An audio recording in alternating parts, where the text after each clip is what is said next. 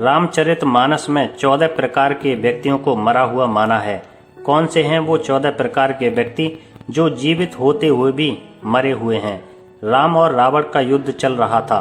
तब अंगद ने रावण से कहा, हे रावण, तू तो मरा हुआ है और मरे हुए को मारने से क्या फायदा? रावण बोला, मैं जीवित हूँ, मरा हुआ कैसे? अंगद बोले, सिर्फ सांस लेने वाले को जीवित नहीं कहते, सांस तो लोहार की धोकनी भी लेती है। नंबर 1, जो व्यक्ति अत्यंत भोगी हो, काम वासना में लिप्त रहता हो, जो संसार के भोगों में उलझा हुआ हो, वह मृत के समान है। जिनकी मन की इच्छाएं कभी खत्म नहीं होती और जो प्राणी सिर्फ अपनी इच्छाओं के अधीन होकर ही जीता है, वह मृत समान है। वह अध्यात्म का सेवन नहीं करता, सदैव वासना में लीन रहता है। नंबर 2, जो व्यक्ति पूरी दुनिया से उल्टा चले, जो संसार की हर बात के पीछे नकारात्मकता खोजता हो, नियमों, परंपराओं और लोक व्यवहार के खिलाफ चलता हो, वह वाम मार्गी कहलाता है। ऐसे काम करने वाले लोग मृत समान माने गए हैं। नंबर 3, कंजूस। अति कंजूस व्यक्ति भी मरा हुआ होता है। जो व्यक्ति कर्म, धर्म, कार्य में आर्थिक रूप से किसी कल्याणकारी कार्य में हिस्सा लेने से हिचकता हो, दान करने से बचता हो, ऐसा आदमी भी मृतक समान ही है। नंबर 4, अति दरिद्र। गरीबी सबसे बड़ा श्राप है। जो व्यक्ति धन, आत्मविश्वास, सम्मान और साहस से हीन हो, वह भी मृत ही है। अत्यंत दरिद्र भी मरा हुआ है। गरीब आदमी को दुत्कारना नहीं चाहिए, क्योंकि वह पहले से ही मरा हुआ होता है। दरिद्र नारायण मानकर उसकी मदद करनी चाहिए। नंबर 5, अत्यंत मूढ़, यानी मूर्ख व्यक्ति भी मरा हुआ ही होता है। जिसके पास बुद्धि विवेक ना हो, जो खुद निर्णय ना ले सके, यानी हर काम को समझने या निर्णय लेने में किसी अन्य पर आश्रित हो, ऐसा व्यक्ति भी जीवित होते हुए भी मृतक समान ही है। मूर्ख अध्यात्म को नहीं समझता। नंबर 6, जिस व्यक्ति को संसार में बदनामी मिली हुई हो, वह भी मरा हुआ है।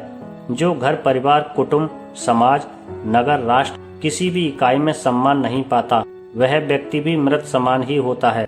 नंबर 7, जो व्यक्ति निरंतर रोगी रहता है, वह भी मरा हुआ है। स्वस्थ शरीर के अभाव में मन विचलित रहता है, नकारात्मकता हावी हो जाती है, व्यक्ति मृत्यु की कामना में लग जाता है।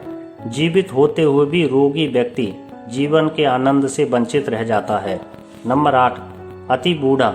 अत्यंत वृद्ध व्यक्ति भी मृत समान होता है, क्योंकि वह दूसरे लोगों पर आश्रित हो जाता है। शरीर और बुद्धि दोनों असक्षम हो जाते हैं। ऐसे में कई बार वह स्वयं और उसके परिजन ही उसकी मृत्यु की कामना करने लगते हैं, ताकि उसे इन कष्टों से मुक्ति मिल सके। नंबर 9, 24 घंटे क्रोध में रहने वाला व्यक्ति भी मृतक समान ही है। ऐसा व्यक्ति हर छोटी बड़ी बात पर क्रोध करता है। क्रोध के कारण मन और बुद्धि दोनों ही उसके नियंत्रण से बाहर होते हैं। जिस व्यक्ति का अपने मन और बुद्धि पर नियंत्रण ना हो, वो जीवित होकर भी जीवित नहीं माना जाता।